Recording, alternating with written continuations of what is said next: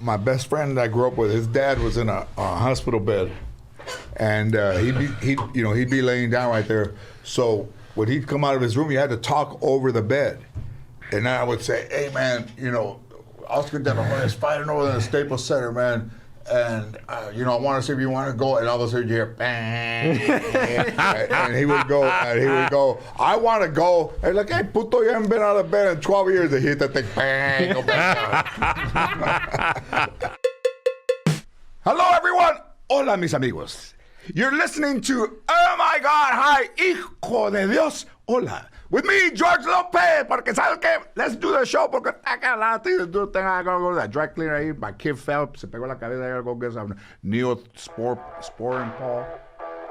You know what George is? Oh, I'm sure he's around here somewhere. What's his name? George? Lopez. George Lopez. Oh my God! OMG. OMG! Hi! Oh my God, hi!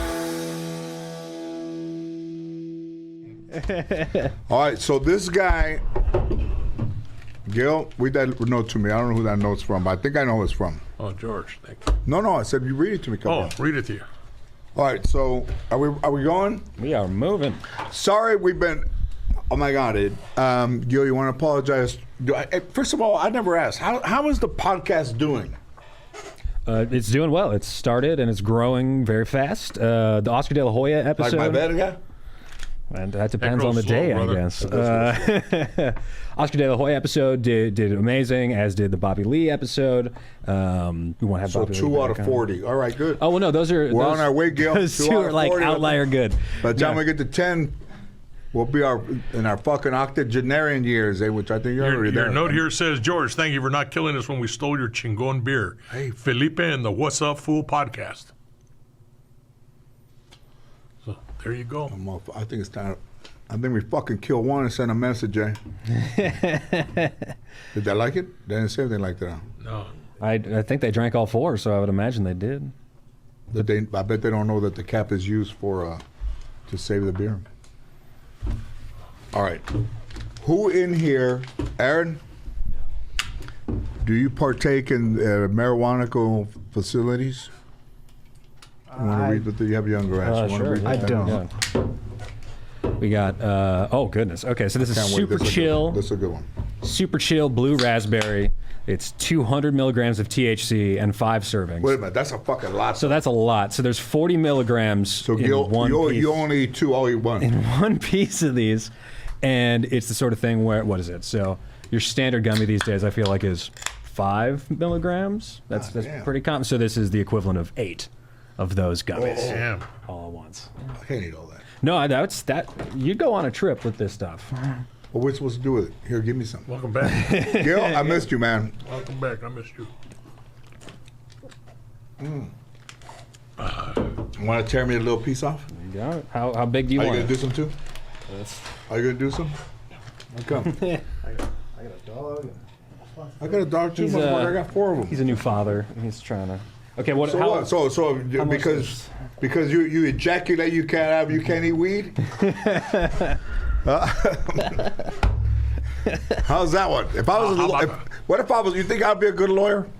I think he'd be an excellent lawyer. All right, let's create a case. You hit. Let's both sides create of the fence. let's create a case and let me argue for. Well, what kind of lawyer would I be for?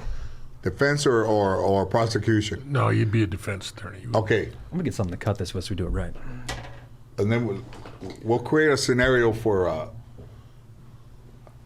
Hey, Grant, who fucked your hair up? Did you join the military or did they just fuck your hair up? Looks great.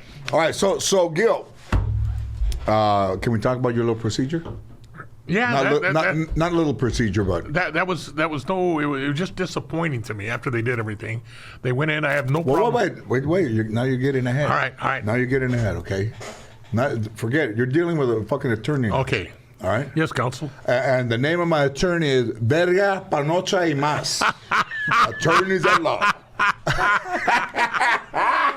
Hey, how much more do you think if that was my attorney name, Vergas, Panochas y Mas? I think you'd get a lot of business. And then I'll be like this. Let me button the thing. You'd have every cholo in L.A. County Could I lined wear up. these glasses or without them? No, you could wear whatever you want with a name like that. Where's the thing? Is it right there? Yeah. How did it start? Hi, I'm George Lopez, and I'm the lead attorney of Vergas, Panochas, and Mas. Do you have a complaint with a neighbor? Does their dog bark a lot? Have you thought about poisoning them? Don't do that. Just give us a call over here at Vergas, Panochas, y Mas.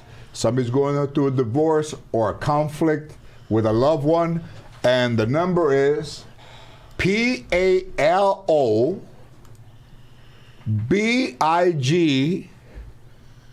812. And the actual number is 818-533-1843. That's Big Dick 812. That I don't know. I didn't know the numbers, but There you go. These we can cut I these perfectly. I think I'd have to do another commercial. I didn't like that one. En español. Si tú tienes problemas con su vecino y si tienes una hija que está ahí puteando, call me. No, okay, let's see. Says All it's right. freshly Lysoled, cleaned Okay, off. Is that the right spell in there? is this George? 2000? On the monitor? Whatever it is. Check it out on the monitor up there. What is that the right spelling that Aaron put up? Vergas, pinches y más. Yeah. Nice. But only it's IS Oh, instead no, of AS. that is Panochas. Oh, He said- Panochas, he yeah. said, like, that's almost like a Native American girl. Yeah, that's good. Pocahontas. Do you want me to cut that then? Yeah, cut it. Half? Half is 20. Fuck you, but less than half. Less than half. I mean, no. Okay, so there's a few things I'm going to talk to you about here. So you don't need to go into the procedure thing though, but because I was ill with my kidney transplant. So whenever, what's this? About 10. So that's the equivalent of like 2 sort of standard gummies. And how much are you doing? I'll go 1 for 1. I'm not going 10 by myself. There you go. Because you know what? If I get too much marijuana, I start to ejaculate. I don't think you want that to happen. Not here, please. It's not that kind of I'm on the other side. Or No. is that your father? You can't. He's already like I'm. Look all the mess it cost me. Mark Sellers, got that? I don't know what I'm trying to do with this. Well, then put it Okay, on. here we go. Thumbs up. I thought I was gonna golf later around, but it doesn't appear like I am. Just by this. Man, that's not okay. Oh, that tastes good. Okay, you were having a procedure done, and your heart was set on one day, right? And then they changed the date on you Yes. Yes. because there was other emergencies, emergencies came in. and then they set it to another day, Yes. and then it happened then. Yes, they did the procedure the 2nd time around. Same doctor. Same doctor. Okay.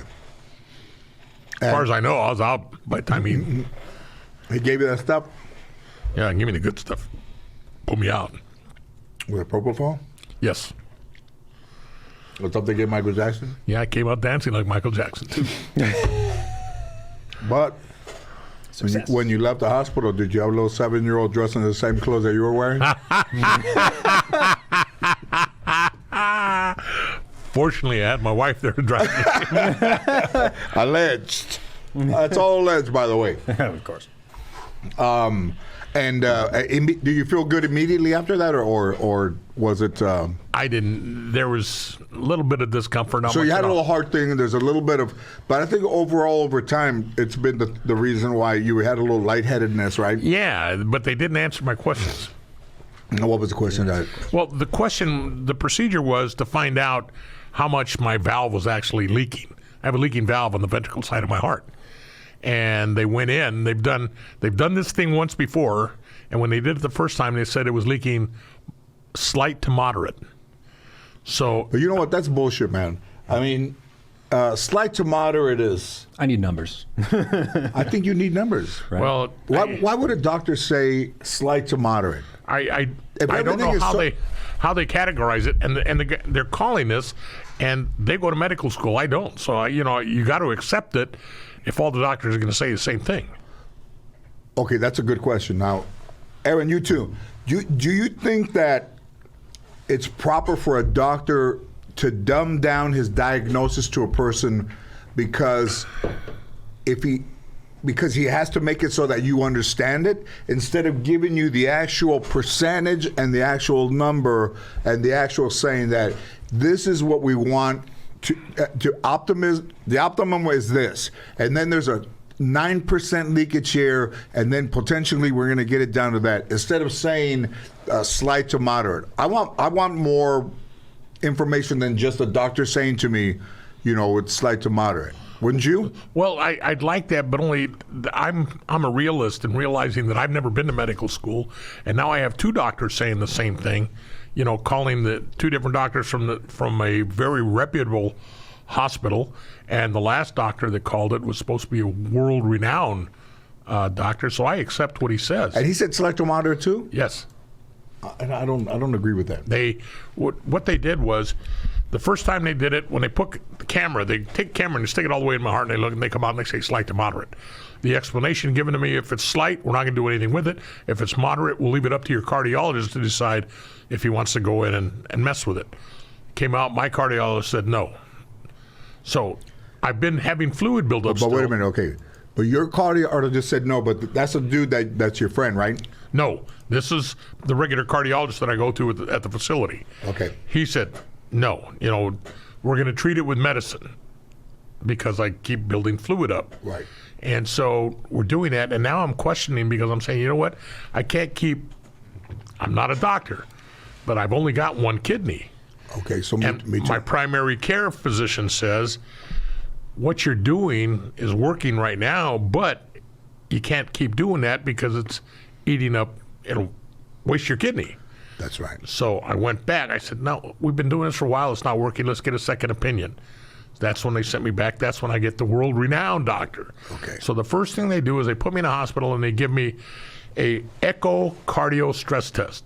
So just like an echocardiogram where they put that machine and they hear your heart listening. Yeah. And, okay, I'm laying down on a bed. They do that. And then they said, now it's time for the stress test. But that's not the doctor that does it. It's a nurse, right? Yes, that's not him. So then I'm laying down in bed, but they like bicycle pedals at the end of the bed. Yep.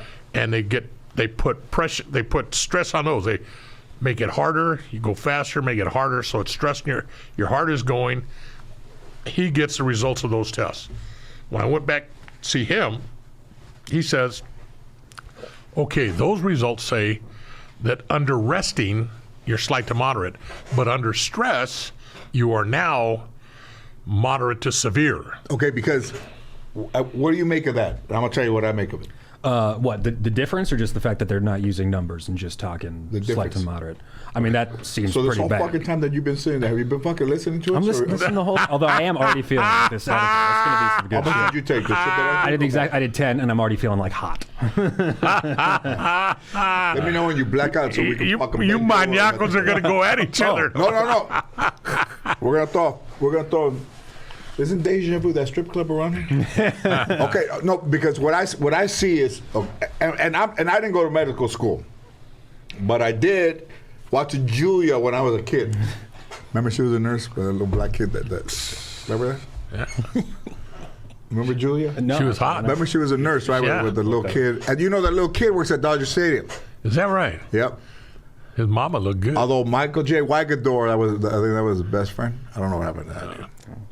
Remember his name? No. Michael J. Wagador. Let me see if it's on here. I just What remember was her. Julia's son's best friend? I'm trying to I'm think. talking about a TV I'm historian. trying to think of her real name. Who knows? So Diane Carroll? Yeah, Yes, but Julie that was her. Baker, She was a Okay, looker. and the guy who played her son, Her son was, let me see. It doesn't say son's best friend, so I got Corky or some shit like that. Okay. His friend was Michael J. Wagador. Okay, we have not Leonard. There's a Leonard Wagadorn. That one. There you go. I was close. It was close. And Played he by was a white kid, right? Hank Brandt is who played Odyssey. There's not even a picture of him. And the little kid what was her son's name? Son, let me see. Corby. She was Corey Baker.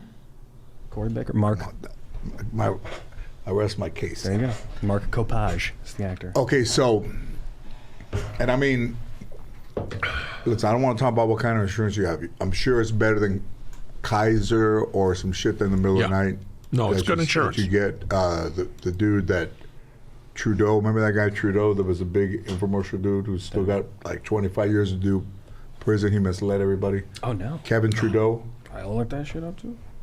That's fucked up, man. You know what? Here's a good thing. You and I have lived a life. We're smart dudes. How old are you? 28. anytime you talk about some shit that what happened back then, these motherfuckers got to go to a computer to look up stuff. And you and I can just talk about because we lived in that time. In that time. That's right. Kevin Mark Trudeau, the American author, salesman, convicted fraudster. And where is he right now? He is still in prison. Eligible North Tower, Cell 4. He's in prison, man. Eligible for release next year, 2022. He misled all those people. So is Hinckley. Didn't Hinckley get out? No, Hinckley's out, but they're thinking about next year releasing him of all supervision and everything. I don't agree with that. A lot of people don't. Can you write down about Hinckley? Because I think I saw a story last night about him out there. Yeah, that's just something new they've announced today. Let's see. I don't agree that he's out. They've agreed that January 1st. You think we can find his phone number and call him up? He wins unconditional release. Okay, hang on, but we're still talking about Gil. About Gil's heart. Okay, so here's what I see. So, and I'm not a doctor. Yes, I understand that. And I never even, with a nurse, so I'm completely out of the medical field. But when you're laying in bed and you're not using the pedals, it's moderate. Okay? It's slight. Slight. Yes. And then they bring the pedals in, and then you start to pedal, and then they do the test, and what did he say it was? Moderate to severe. Okay, and why is that? Because your blood is going through your system? Because my heart is working more, and that's why. So when that happened, to be honest with you, I was happy. I was happy because I was told that when it's moderate, they leave it up to the doctor to go ahead and decide, your cardiologist. When it's severe, they'll take care of it right away. Okay. So he said it was moderate to severe. So now we go to the second doctor. I get to visit with the second doctor, the world-renowned doctor. You don't want to say his name? No, you don't have to say his name. Yeah, good, because I don't remember it. So, well, you know what? Thanks for being a good patient. Makar. You're fucking doctor. Makar. You don't have to say his name, though. And so he's the world-renowned guy. He says, okay, now I've got this from the echocardiogram.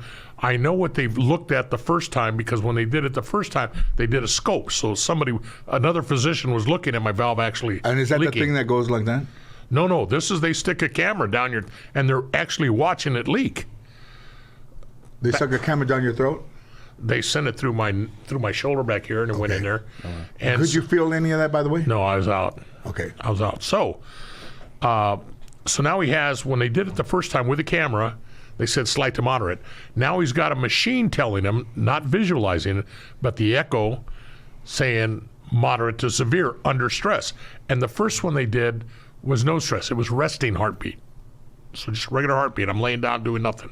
So now under stress, they're saying moderate to severe with the machine. So the specialist, the world-renowned guy comes in, he says, I want to put him back under. I want to go through down and in his heart again. I want to see it myself. Okay. And he explains to me, and when you're under, we're going to give you some medicine to stretch your heart out to make it work. So that way I'll see it under stress and I'll see it with the naked eye, with this camera. Wow. So I said, okay, and while we're at it, have you ever had an angiogram? I said, no. He said, okay, we're going to give you an angiogram at the same time to make sure that nothing is blocked in there anywhere. Wait a minute. You never had an angiogram? Never had an angiogram. Nobody did. But is that because you never go to the doctor or because the doctor never requested it? The doctor never requested it. No, I've been going to cardiologists. I've been seeing doctors, and nobody's ever requested. They've all said the same thing. And the cardiologist, before you even say it, the cardiologist, my regular one, not the second opinion. Is that the one that's your friend? No, the one that's my friend is my primary care physician. Okay. That's the one that tells everybody to get fucked if you ask him. and so the primary cardiologist, he told me, he's given me an echo stress test before, and he says, they're going to give you this angiogram. He said, they're not going to find anything. He says, they're clean. They're clear. I know they are. He says, I've been watching. You're clean. They gave me the angiogram. Angiogram shows I'm clean. All the arteries and veins are clean. Wow. So now it's time, I'm in there for the angiogram. They finish the angiogram, and he says, okay. And the nurse is monitoring it. She says, are you in any pain yet? And when they did the angiogram, first they started in my wrist. And so they went in through my wrist, they went up my arm, they did all this shit. Do they numb it at all?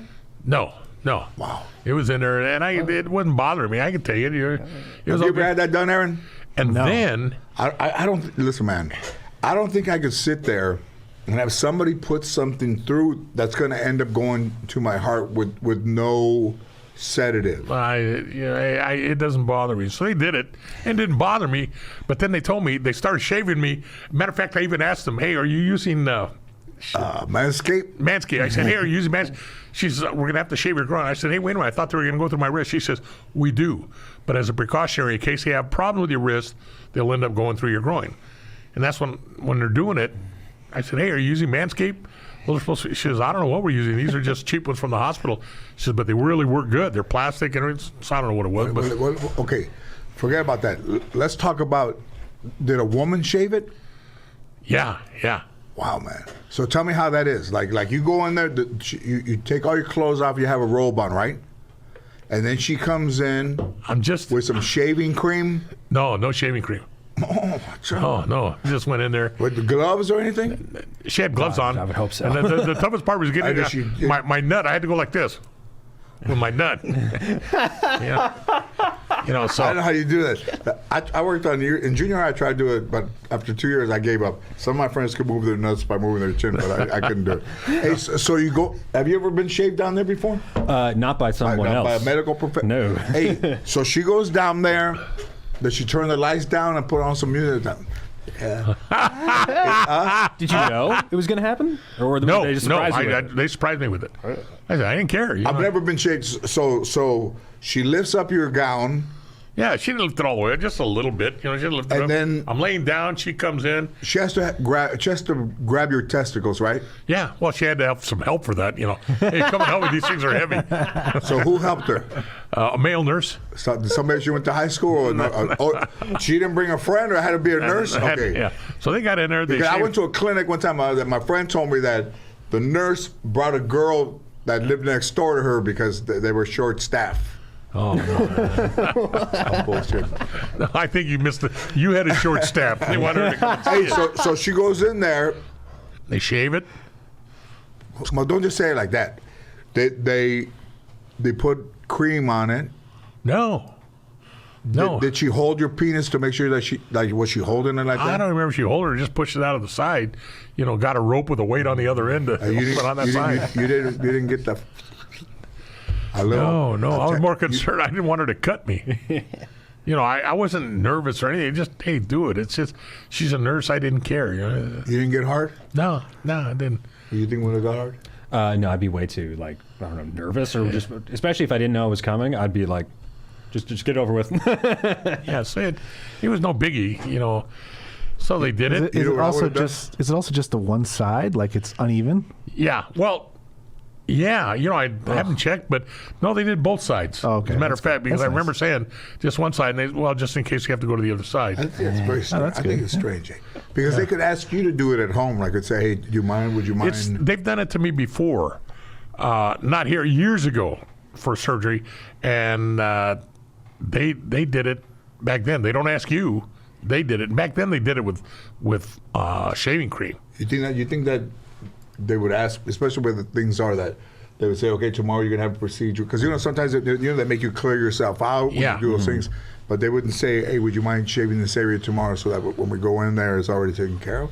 No, matter of fact, before I went in there, I was told they were going to do it through the wrist. You didn't put cologne or anything down there? Oh, I always put cologne down there just in case. Just in case because You never know. Before she grabs it. Hey, if you stay ready, you don't have to get ready. Don't have to get ready. Hey, si huele feo, she's not gonna be like. Yeah, the last thing I want to do is have her go like that and then go. Did she use a hot towel or anything? She just. No. Initially, it was like just a. It's a medical procedure. Yeah. It's not done sexually. Yeah. So there was no problem with it. They did it. They wrapped me up like a tamal. They took me down into the room. They did it, and then they started with the angiogram. They're pushing all this shit through it, and they explained to me, and they said, "Okay, they're talking. I can hear them." Well, yeah, this is a long shot, though. This is a long shot, but the world, moves in a weird design, right? Sure, weird design. I'm telling you, dude. Listen, this is a long shot, but long shots win the Kentucky Derby and all that stuff. There you go. It wasn't the girl that was your girlfriend in third grade.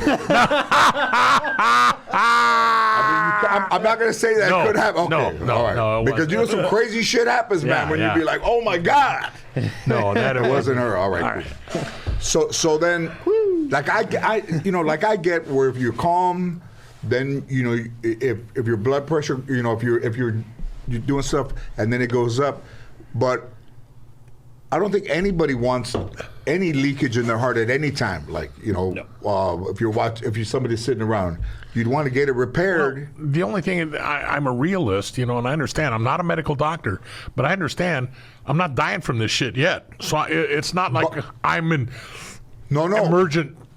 But you're starting to feel things that you I didn't wanted feel to get, before, where you would get lightheaded. Exactly. I wanted to get well, but I mean, it's not like, oh fuck, I'm going to die next week or I'm going to have a heart attack. Because but I don't think you when you got up or you get lightheaded. I don't. You're a guy. You were a sheriff. You went to Vietnam. You chase people down. You travel and all that stuff. But it wouldn't want to be something, because I think what happens is once you start to kind of say, oh, I'm kind of okay like this, and then if you start to get lightheaded in the morning, then you don't want to say anything, and you sit down, that you don't want it to become part of your life. Yeah, that's what I don't want. And I had a long talk with my wife, and I told her, like I said, I told you right away, I was disappointed. And I am disappointed. I want a doctor to tell me, okay, wake up and smell the coffee. That's the way you're going to be the rest of your life. We're not going to be able to fix it. Or let's fix it. Right. I don't have, that's all I want. Right. Fix it or shit or get off the pot. And because it's fixable. Yes. You want it to be Yes, I want it to be fixed. And I'm not afraid of doctors. I'm not afraid of surgeons. Right. Any of that shit. So they went in, they put and then all of a sudden I said, no, this ain't going to work. And they start pulling the shit out of my arm. And so what they did was they said I had too many arteries or veins or whatever. They were going all over the place on the inside. So they didn't have enough wire or camera shit to go down. Yeah. There? So then they pulled it out, and then they stuck it in my groin. They ended up going through my groin, so they could get the bottom half, and that was a little uncomforting. That was uncomfortable.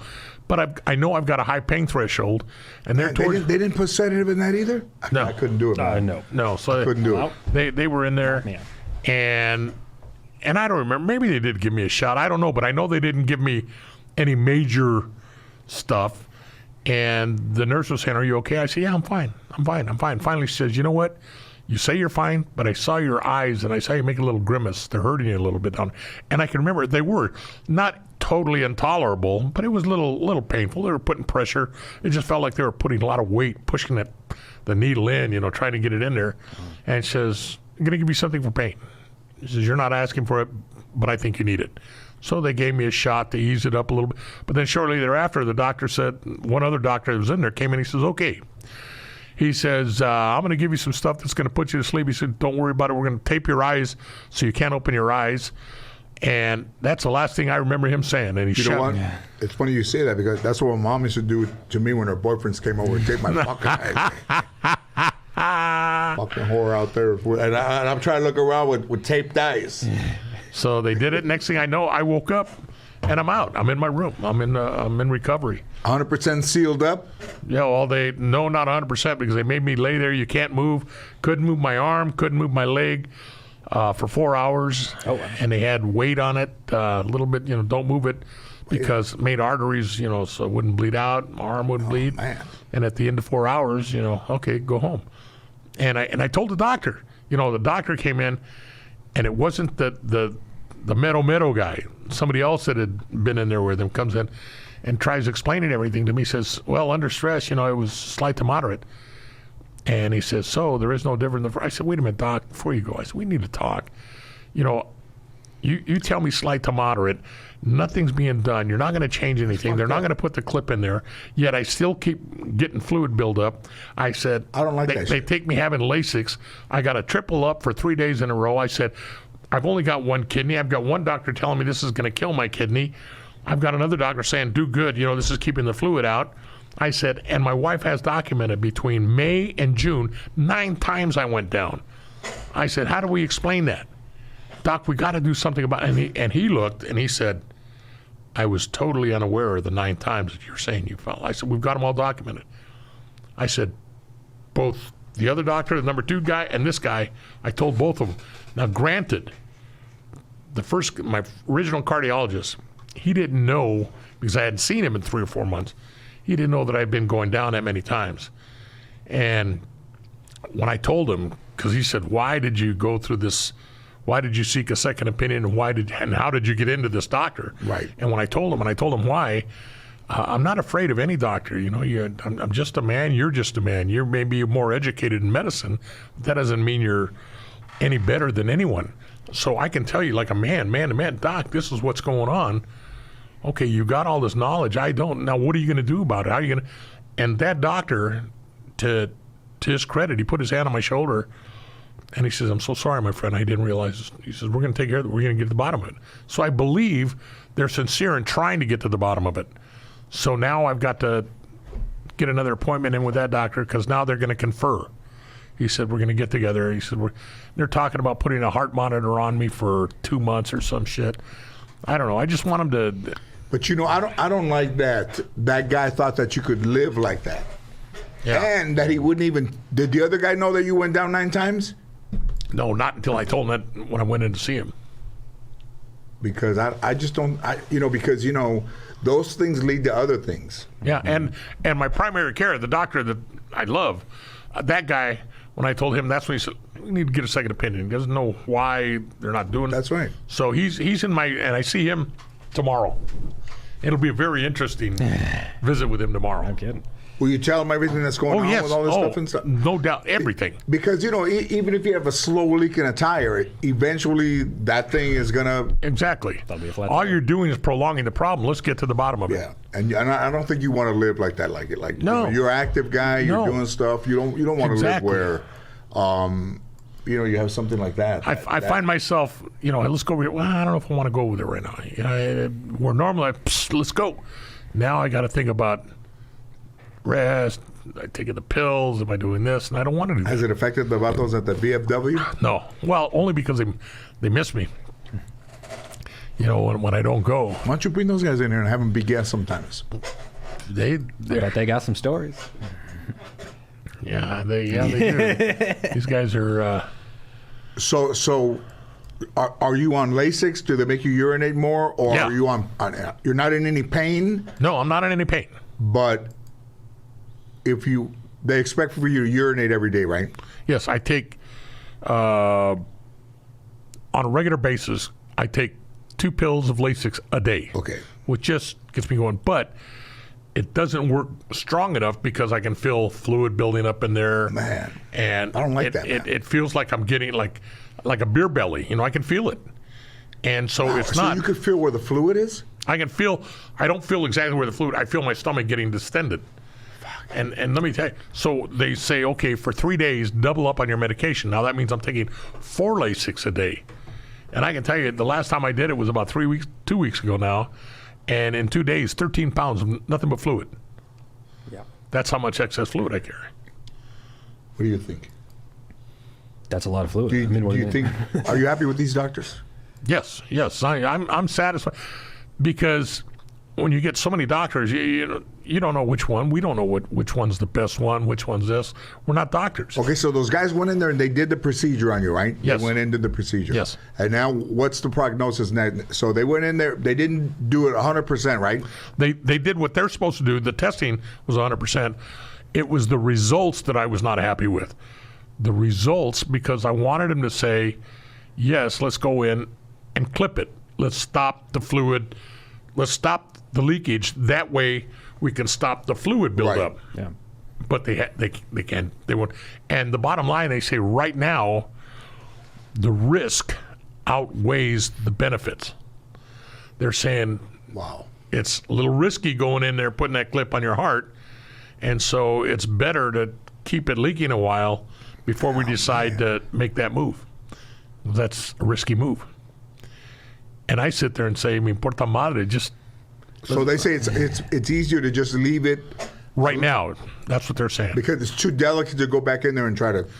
Well, it's too delicate. The risk of putting what they have to put in my valve, ideally, the easy fix would be replace the valve.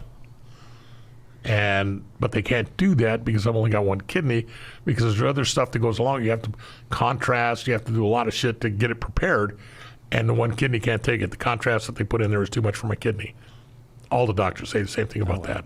So then the other way to do it, and if they put a new valve in, then that would stop leakage 100%. The valve would just work normal. What they have is they have something, it's a little thing, they call it, I think they call it a clip. They put it in there, and that takes care of the leakage problem. Not 100%.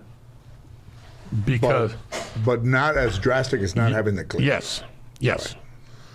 At some point, and since this is the podcast and stuff, like, you know, some older people or people who have like relatives that, you know, they're afraid to go to the doctor, right? Were you ever afraid to go to the doctor? Never. But there's a lot in our culture. There's a lot of people that that don't go to the doctor. Yeah, sure. My generation too. And their generation. So they're afraid. But if you're afraid, you're gonna end. I mean, well, it's only gonna get worse. Like you know, we know. You know, if you get up and if you have a pain here, or sometimes even somebody will say, you know, I was shaving and I had this thing here, and then it turns into like it's throat cancer or a cancer in your neck, and they just ignore it because they're afraid. So what we want to say to people that if they heard any of this, like you didn't have that at all, and then it started a little gradually, right? Then it got a little bit worse, and then you started to get lightheaded. And then you thought, when you first started to get lightheaded, what did you think that it was? It reminded me of something that's called vasovagal syncope. And that's what I had before. They diagnosed it. They did tests on it. They said, that's what it is. They gave me medication for it. That medication made me extremely lethargic.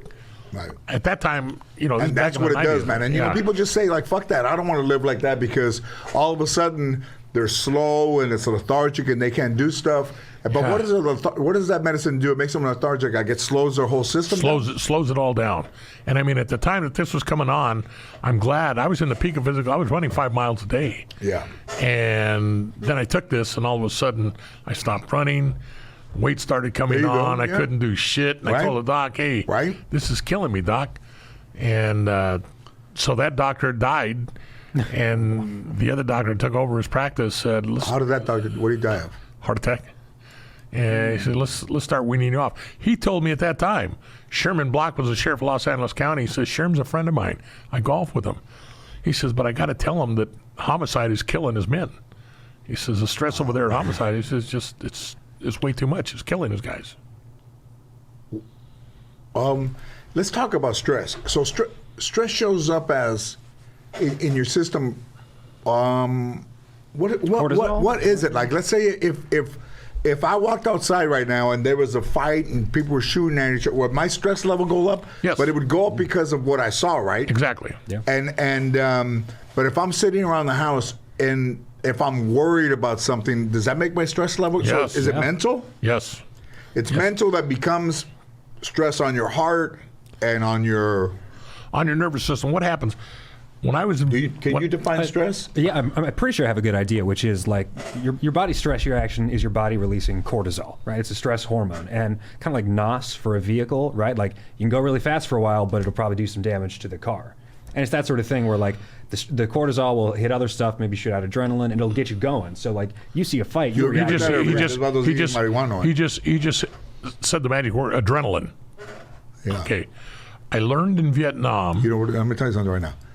I met this girl, and you know I had bad kidneys, so I told her that I was starting to work out and train, and I wet the bed, and she thought it was piss, and I convinced her it was adrenaline. No, go ahead. Sorry to interrupt. I learned when I was in Vietnam that if you panic, you die. I know my body. So when I learned in Vietnam, you panic, you die. People die when you panic, so you can't panic. You got to remain calm. Okay, so that's true too. So forget about Vietnam. Like in these situations where road rage. Yeah. So somebody gets out of the car like, hey, mother. Your adrenaline starts pumping. You're going. Mm-hmm. I don't mind. I control everything. Yeah. I keep everything inside. I internalize everything. and I don't let a bunch of stuff But you're also out. a trained professional. That's right. Well, I'm trained. That's why I got started my training. Overseas. Come back. I learned. That's the way it is. Did you have that temperament to some degree too, even before, or was that something you really feel like you learned? I don't remember about it anything before. It was something I learned. Just remain calm. Don't panic. And Okay, so do this. Well, all the people that watch this, and there's a lot of people are all crazy now because they're trying to go to work and there's no masks and stuff like that. So if somebody's going to work or they're on the streets and somebody is following them and they go around, they flip them off, they throw something at them, and then that guy has road rage. The other person should never get out of the car, right? no, let it go. Yeah. Let it go. And that's what I've done all my life. And it doesn't mean somebody pointing a gun at you or somebody road rage or anything like that. Something as simple as family stress Yeah. that you don't want to. I don't feel like fighting. So you just hold everything in. But You don't it's- talk about it. You don't want to create problems. You got this. You got that. So I just internalize everything. So what happens with that vasovagal syncope? The layman's version is I internalize everything. My body starts building up adrenaline so that I can maintain my calmness. My body produces an overabundance of adrenaline that has an effect with my nervous system that tells it the whole body shut down right now. Okay. And I go down, and once you fall down on the ground, once I'm down on the ground and proned out, it's like plugging me right back in, then I'm fine again. No problem. So that's what was going on back then. They put me on this pill that made me lethargic, kept me calm, didn't let me get out of control. So everything's fine, but I didn't like it. So we weaned myself off it. I haven't been on that pill at least 15, 20 What years did that now. make you? What did that pill take away from you? Did it take away? Did you go to the VHW with those dudes? I didn't go to the VHW or the VFW. I didn't go to either one of them at that I time. don't. You know what I mean. I didn't. At that time, I wasn't going to the VFW. At that time, I was working. Okay, well, let's talk about something important. Yeah. Did you go to Steven's Steakhouse when you were like? Oh, most assuredly. I used to live at Steven's Steakhouse. Even wanna get when his adrenaline even when going. you were lethargic, you Yeah. still went to Steven's Steakhouse. Yeah, What does Steven say about us? What we're talking about? yeah. Steven's Steakhouse, greatest. Has Stephen heard the chatter? No, I haven't talked to him lately. I've been meaning to call him. He's had a lot How of. old is that fool? Is he Chicano dude or not white dude? No, Italian, Sicilian. Of course, going in that Chicano. You know, they taking money out. He just sent his daughter off to college up in I want to say in New York someplace. I'm sure nice, probably to Columbia University over there, while everybody's selling fucking steaks. nice school. Everybody in that area is dying. His daughter's going to go over there and start her own business. Well, about those over are dying. I just saw where he put on a concert. Have you performed there before? You been there, Stevens? Yes? No? Maybe? Are you serious? Yeah. Listen, I've never been there when I'm you're. not this dude. Oh, okay. I'm George Lopez. Well, shit, I saw Frank Sinatra's perform there. So it's been there for years and years and years. What year did Frank Sinatra perform there? Well, shit, it had to be back in the 60s, early 60s, late 50s. He did. He performed. Yeah. You got it down there or no? I'll check the archives. Let's see if it shows up. Wow, that's pretty incredible. How much did he pay him? I have no idea. Probably got produce for a year. That was a grandfather. the truck, that was a grandfather that had him back then. Yeah. I mean, a lot of people have been there. He just had, in front of Stevens, he had, there's a small street between Eastern and Atlantic right there. He closed off the street. I just saw it on Wow, Facebook Frank last week. Sinatra, that's awesome, man. Closed off the street and had a concert right in front of the. This weekend? A couple of weeks ago. Who performed there? I don't know. Momo? No. It wasn't a comedic. It was You know music. what? Momo's thinking about buying the company from Trump, My Pillow. No, he's not. Hey, so Momo just sent me something. Or Momo sent it? Yeah. probably some They're doing that paranormal stuff on Yeah. stuff. And Momo said that they were just back in El Paso at some cemetery. And They were at the cemetery that Richard Ramirez Yes. would sleep in. Yes, and so they went by there and they're looking at a headstone, and that they saw a shadow across the headstone, and out of nowhere, Don Hefty started crying. Yeah. He just started crying. Yeah. And well, I didn't want to say anything because he was serious about his crying, but that's what that'd have been my first statement, But You think that's true? Do you think the well, I have spirits no over idea. there? I don't believe in that shit. So let's say in our families like that, in our family, you see somebody that's older that, I mean, respectfully, man, like you've taken pretty good care, not pretty good care, you've taken great care of yourself. But I'm sure that you have to have either friends or relatives that don't. Sure. So when you see them and they're walking up and they get to your house and they're tired, that's the result of some blockage in their heart or something going on with themselves, right? Yeah.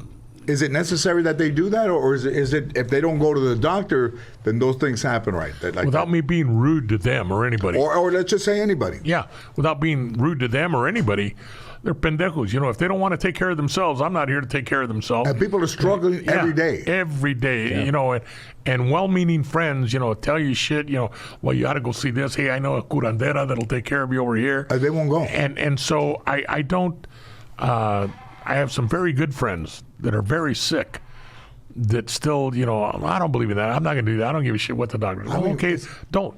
I have family members sit there, I don't give a shit what the doctor. Okay, well then don't. Don't complain to me about it. Do what you got to do. You know best. Don't spend your money on doctors. Do what you got to do. And then also there's some people like, you know, maybe they're big Dodger fans and maybe they would go to the games. And even maybe my grandpa used to go to the game and struggle to walk back to the car. And, you know, we finally got him to go get angioplasty. And what does the doctor say to him? You know, you just had this done. You know, don't walk for a week. And he walked and got a blood clot and he fucking died. I mean, the doctor told him, don't walk. But if people, they don't go, and then all of a sudden they can't go to Dodger games or they can't go to the market anymore because they can't walk through the market without having shortness of breath. But all that stuff can be taken away, right? Sure. Like it could be They can opened help up. you know, and all these, and I don't understand. And somebody said it. I either read it on the internet or saw it on the news, and I'm not taking a stand pro or anti-vaccine because I know I'm vaccinated. Matter of fact, I go get my booster tomorrow morning. But people that don't want to go get them, Sure, I'll take some more of that because I'll give you a booster tonight. Because I'm vaccinated, so I'm sure, you know, through some of the fluid, you'll end up on you. Some extra so it's antibiotics. clean. They won't go get the vaccine, and people won't go to the doctor because they're afraid. But yet, when they're really sick, Man, they go to them same doctors that tell them you should have taken the vaccine. Yeah. listen. You know, how do you listen? So I just worry about myself. All right, so let's talk a little bit about that. Okay. Because yesterday, is being vaccinated a government issue? Is the government trying to put something in your blood? I don't think that so. doesn't. I don't. But these things happen, though, man. Well, you read about this shit, fictional shit. There's in movies, you know, they're going to follow you, they're going to die, you know, now they'll know wherever you're. I don't care. I have to write down what are the pros and the cons. The pros are, be careful. it may save my life. Is that good? It may save my life. That's the pro. The con is maybe the government will find out what I'm doing. They're spying on me. I don't give a shit. Let them follow them. Let them follow me to take a shit if they want to. I don't care. You have to weigh in your own life the good and the bad to make your own decisions. I personally don't. Well, listen, you know, I'm not going to tell anybody what they should do, but the majority of a lot of the people that are unvaccinated, or even some that are vaccinated, are passing away, man. Sure. 8 New York City police officers, one's 23. They're all on ventilators and incubators or whatever they call it. That Yeah. those guys are down, man. Sure. And that's from being unvaccinated. I don't, you know, I don't want to be fucking 60 years old and think that there's 2 or 3 fucking Americas. When I was growing up, there was only one. And watching golf a little bit this weekend, and the United States won, and when they're yelling USA, to me, I'm gonna tell you, man, it doesn't mean what it used to mean to me. When somebody yells USA, USA, USA, it doesn't have this. I just don't think. I don't feel the same on that. I don't feel like I belong in that America that those guys are yelling at. Especially when you have people tell you to go back where the fuck you came from. I was born in General Hospital, so It's much nicer hospital today. yeah, yeah. So the USA, and the whole immigration thing, like they turned it into almost like a But It's a political football. That's all it is. The same. If you look at old quotes and statements, viewing what they said, on immigration. Yeah. Those cages that Trump were putting people in, those animal cages, those are built by Obama, and they were used. Yes. They were used for the same thing. But you never heard any negative about it then. You just. But that doesn't mean I campaigned for Obama in 8, a little bit in 12, but very disappointed by him over the 8 years. Fucking taxes went up to like 50%. It's like, shit, what the fuck? So when people think that I'm like an Obama guy, like, live and die with him, I don't live and die with Obama. I'm a United States citizen. Yeah. I usually support the president when I believe that the president knows something political, not when some fucking bullful that fucking golfs and could give a shit about anybody but himself, who really only wanted to culiar his daughter, alleged, and he would be happy he would have ever ran. That, well, I don't care who the president is. I really don't.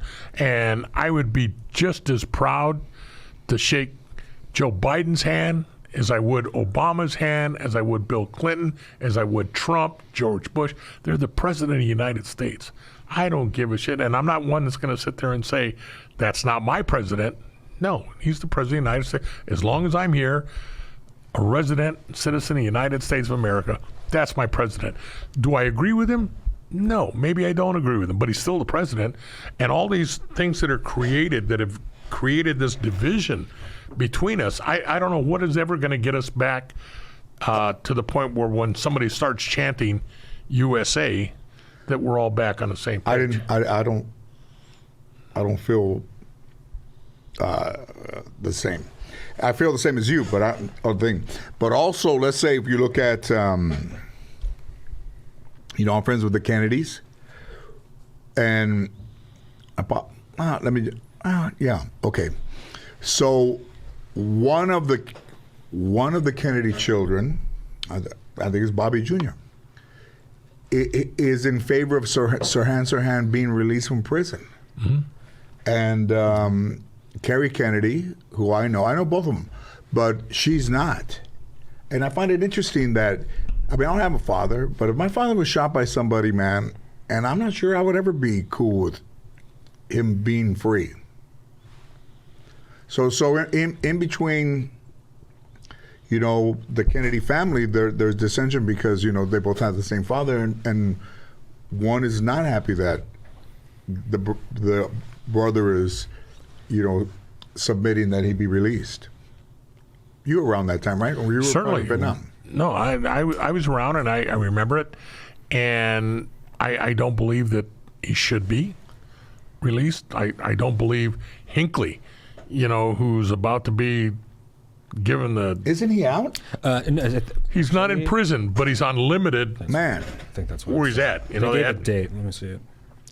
So they're giving him 100% in January to go ahead and be free once again, not report. They still put restrictions on him. He can't have a gun. You can't have this. They can't associate with this. Got to stay away from Jodie Foster. But I'm sitting there saying, here's a man that tried to kill the president of the United States, wounded other people. He's already been busted. He was after Jodie Foster. The guy spent so much time. And does the good outweigh the bad? The good is somebody wants him free. Let him get out, let him lead a different... but he may go back. But the bad is, who are you going to say I'm sorry to if he does screw up?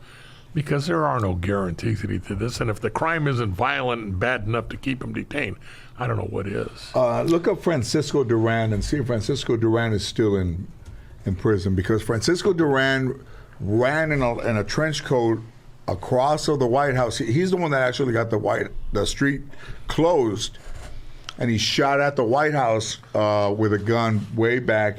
And if he's still in prison... It says he was sentenced to 40 years in the 90s, so he should... I haven't read the whole article, but he's probably still in prison. I don't think is that his name John David Hinckley? Hinckley. John Hinckley Jr. John Hinckley. And then who's John David Hinckley? I think you're confusing with Mark David Chapman. Soto? Or he's an American criminal. Quiet Cannon? Oh, wait. That was weird. So I Googled I Googled the David, and it gives me John Warnock Hinckley Jr. So John, that's his full name. I think that's just a level of a federal crime that I think that if you're not mentally, he wasn't insane, but mentally ill, I don't think that you get out, right? I don't know. I pulled up an article, and I wasn't too familiar. Besides, I knew like the history bullet point of it happening. I didn't know that he was considered like criminally insane, or whatever the actual term is. But apparently, they've been slow burn of like lifting restrictions on him since like 2003. Yes, they have been. Yeah. Okay, what would you say to your friends, parents, or people out there that are even young? Some people have bad genetics when they're young. About them being afraid to go to the doctor, man. Like it's just, to me, it's just a fucking crazy thing, because if you only live once, and I don't know where people live, however, if your people think it's a good life or a bad life, but you only go around once. And if you're sick, it's just you that you're hurting, and your family you're hurting too. But if you have the ability to go someplace and get better and you don't, wow, is it genetic? Is it cultural?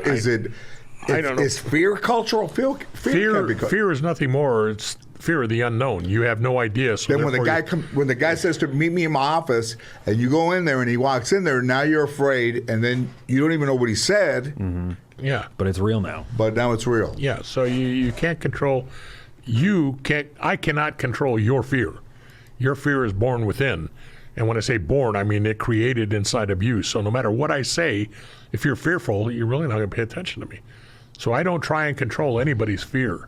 That's your fear. You've got it. You got to get rid of it yourself. I can't. Either that or seek professional help. Maybe somebody professional can help you, but I can't, because I don't. But nobody's going to do that. Yeah, I don't want to create more damage. So you're on your own. Nobody that's afraid to go to the doctor is going to go seek. Exactly. If you're afraid of going to the doctor, you're not going to see a brain doctor. So then they're on their own. I can't talk them into it, and I'm not going to waste a bunch of time and effort trying to talk them into it. But okay, I'll say this. What's the name of that talk bank? What's the name again? Talkspace. Talkspace. Okay, so dude, we're 2 for 2 on sponsors today. Let's say that all the guys that I grew up with still do what they did even in the early 20s, pretty much. Like they still work in the same places, and they really kind of haven't, I don't want to say they haven't evolved, but they got married and they're still friends with all the people that they saw back when they were 20s. Yep. So if they have an issue, and also another thing is like, when one of the parents is getting older and has dementia or Alzheimer's, they have to come and live with with that family, and then that puts a strain on that family. Oh, it does, and I can tell you, and it's not. I mean, I would have a hard time, man, if I'm married and we're whatever, and then her mom comes and lives with us because she's older, like I don't know, and fucking she lives 15 fucking years, pissing in the living room because the hospital bed you can't get down the hall. It smells like you trying to watch Wheel of Fortune. Apesta todo meados, eh? Smells like By a the time trailer. they're spinning the wheel, you can't even go inside. You have to go outside and go, who won? You're meados in the air. When my mother-in-law Which was the name of my album. Meows in the Air? Yeah. There you go. And the producer quit on me. And Meados in the Air. It sounds like a misty record to me. Piss in the air. Okay, thank you. But I it was was a about to beautiful ask for the song, translation. just about urinating in different countries. My mother-in-law, when she was getting up in age, she had to go to one of these rehab centers because she had a little minor surgery. She goes in there, and I remember somebody telling us, you walk into these rehab places, and you're looking for one. If they smell like urine, they're dirty. They don't clean up enough in there. You go into one, they smell clean. Can we go point counterpoint? Yeah, go ahead. How many people you think are in there? In Meow's ones? In whatever, in the hospital, 25 people that are like older.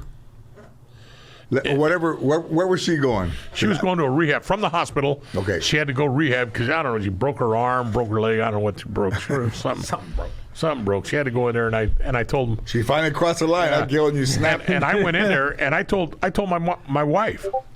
I said, "It's your mom. You have 2 brothers. I'll tell you right now, my mom, she wouldn't be here.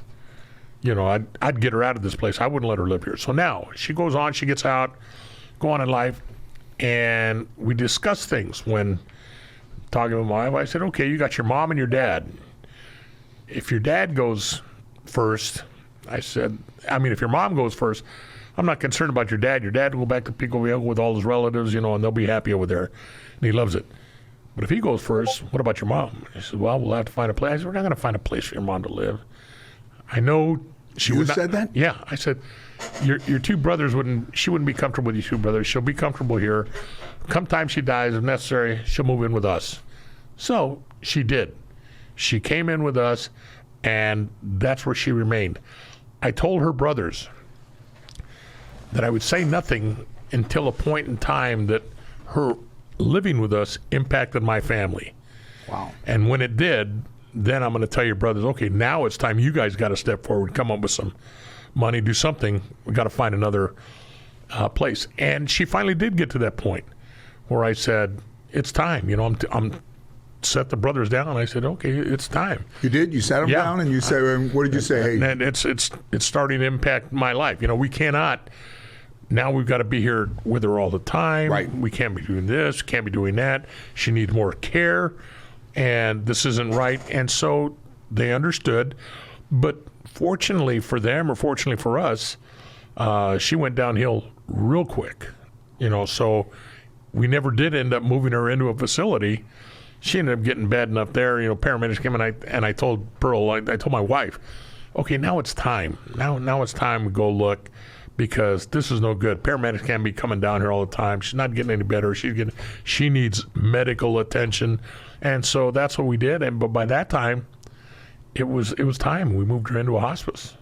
did either of those brothers come forward and say, she could stay Oh, with yes. me? They were in total agreement. Wow. And both of them said, hey, you've done everything, whatever you want to do. You're the one that's been taking care of her. And, Wow, they were. that's pretty amazing. I've never seen that in.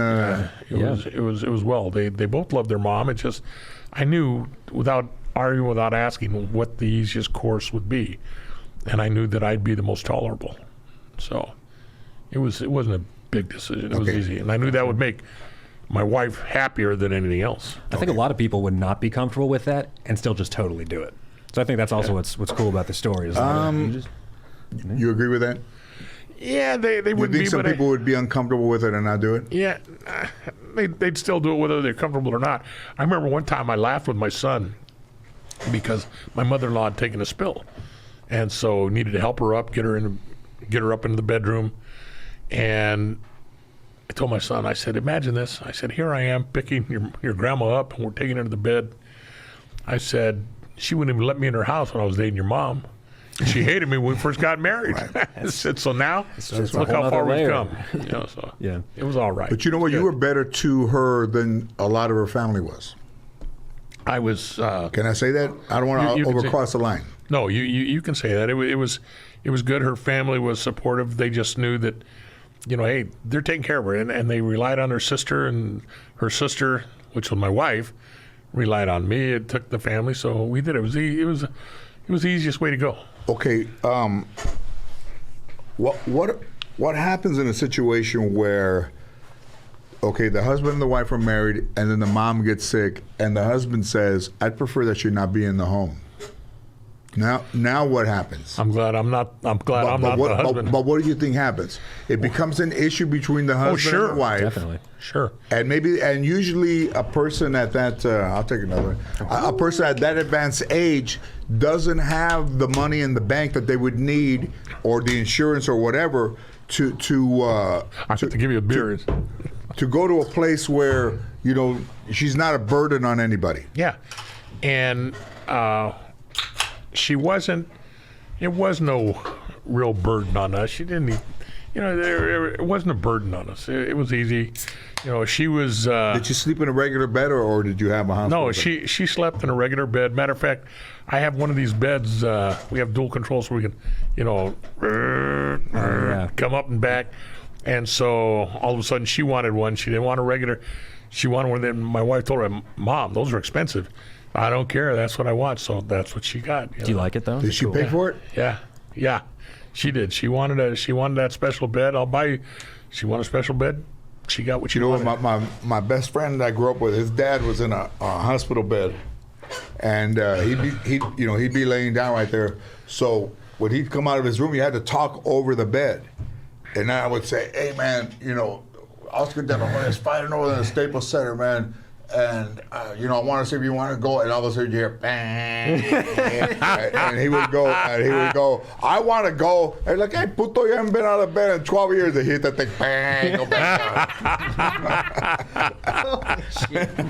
No. And he forgot he hadn't been anywhere in 12 years. But, but with Willy Wonka. But that's becomes an issue. My dad had it worse than I shouldn't say worse. I didn't have it bad. Okay, well, give the number again, because let's say I want to see this, because you know what, I think it's a huge thing, man. When like you were cool. Okay. Yeah, numbers up on the screen. 813-533. Say what it is. That someone's mother's ill, and the husband or the wife says, I have a problem with her moving in and us taking care of her. Is that the right? Yeah, that's what you want to know, and I just think that's a selfish outlook on either the one that doesn't want her in there, whether it be right or wrong. I agree. That's a selfish outlook. People are selfish, and then they have their place what they like, and then maybe they have a room where they go watch sports, and then that's not the room anymore because somebody's staying in there, and all of a sudden the place where you would go to have peace and quiet and enjoy something that you could do in there, and everybody knew that when you were in there that you were watching something that you liked. Now that's not your place anymore. I think marriage is a give and take, and you got to work together, and so therefore to neglect the other side is a one-sided opinion. You're self-centered. You're thinking about your happiness and your happiness alone without taking under consideration the spouse's feelings and what it might cause, and unless there were underlying feeling, unless the mother-in-law tried to kill somebody one time before in a family. I think that's exaggerated. It's a deal. I think it's more superficial than that. Oh, I would think so. Yeah. I think it's just that you're used to being in a place and you're used to doing whatever you do, and then now if you call your wife and she's in there with her mom and helping her do whatever, and then now. I don't know, man. I mean, that's what convalescent homes and hospital homes and all other places are for. I remember my in-laws lived there in the end before my father-in-law passed away. They lived no more than 5 minutes away from me. Oh, wow. And when he started getting dementia and he started having medical issues, he needed more help. I was telling the wife, hey, go stay with them. You're right over the hill. I can see all the things. Stay with them. Give them all the help they want, because they're not going to be around forever. And God knows if they die and you're over here, I don't want you to feel the guilty as I could have done more. I'm not going to, I can survive without you. I understand that. Let me give you a situation. Call in. Put that number back up there. Oh, yeah, I didn't even finish saying. 818-533-1843 is the number. There you go. 818-533-1843 on your radio dial. Call in. We want to hear about this.